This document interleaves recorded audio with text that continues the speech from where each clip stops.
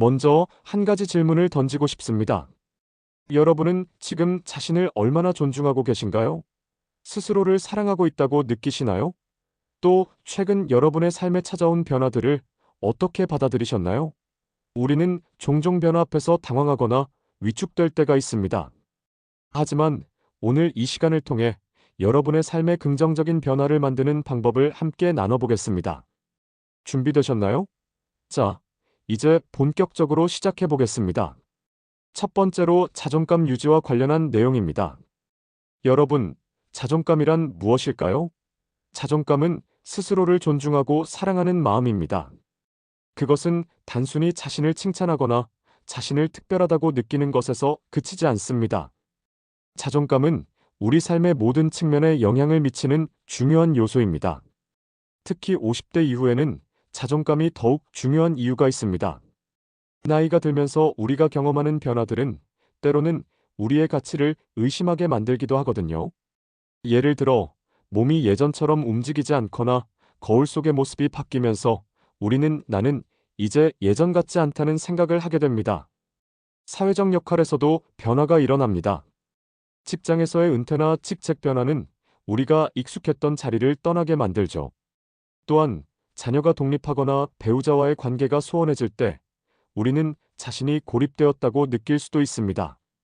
하지만 여러분, 이런 변화를 단순히 받아들이기만 하는 것이 아니라 이를 통해 우리의 가치를 새롭게 발견할 기회로 삼을 수 있습니다. 자존감이 높은 사람들은 자신의 가치를 외부의 평가가 아니라 자신의 내면에서 찾습니다. 그렇다면 우리는 어떻게 이런 자존감을 키울 수 있을까요?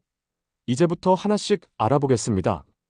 자존감 유지 방법 5가지를 소개하겠습니다. 첫째, 자기 돌봄 실천하기. 스스로를 돌보는 것은 자존감의 첫걸음입니다. 여러분, 우리 몸과 마음은 우리가 얼마나 스스로를 소중히 여기는지를 보여줍니다. 이를 위해서는 규칙적인 운동, 건강한 식단, 그리고 외모 관리가 중요합니다.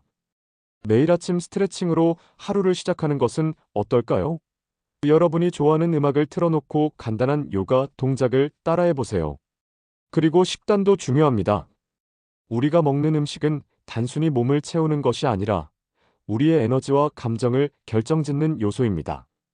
신선한 채소와 과일, 단백질이 풍부한 음식을 섭취하며 자신을 돌보는 것은 자존감을 높이는 중요한 실천입니다. 외모 관리도 간과할 수 없습니다.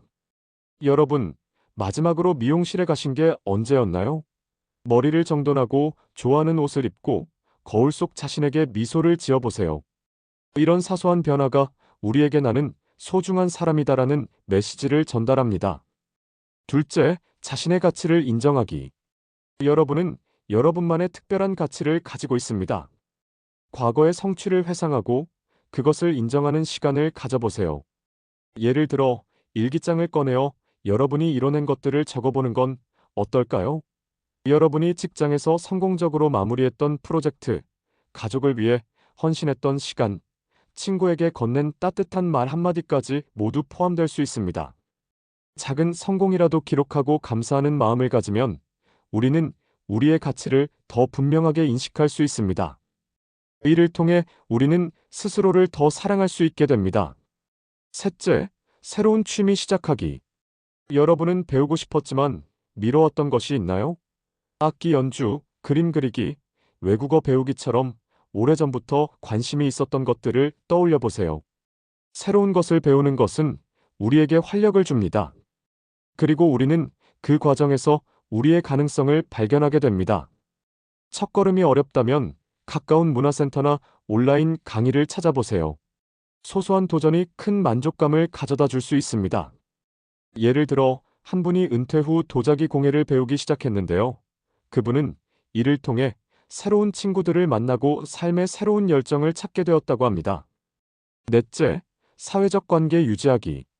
우리의 자존감은 다른 사람들과의 관계에서 큰 영향을 받습니다.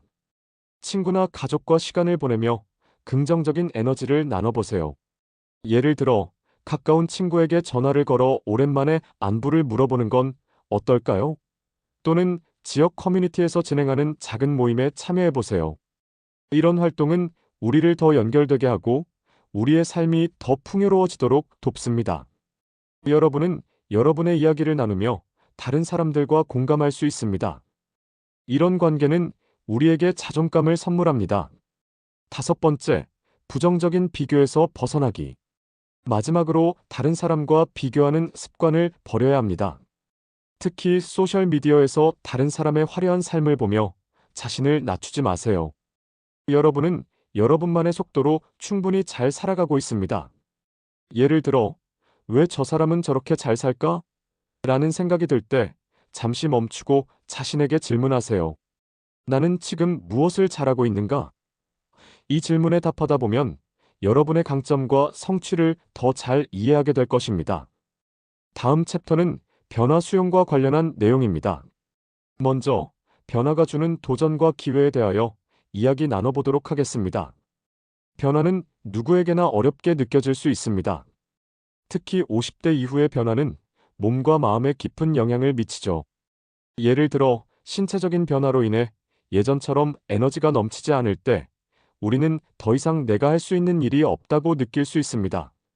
하지만 이런 생각은 우리의 가능성을 제한하는 함정이 될 수 있습니다. 변화는 우리가 원하든 원하지 않든 다가옵니다. 중요한 것은 이를 받아들이고 어떻게 활용하느냐입니다. 예를 들어, 은퇴는 단순히 직업을 잃는 것이 아니라 여러분이 오래 꿈꿔왔던 취미를 시작하거나 가족과 더 많은 시간을 보낼 기회를 의미할 수도 있습니다. 변화는 두려운 것이 아니라 새로운 가능성을 열어주는 열쇠입니다. 여러분도 할 수 있습니다. 오늘 이 자리를 통해 얻은 에너지를 바탕으로 더 당당하고 행복한 삶을 살아가시길 바랍니다. 감사합니다.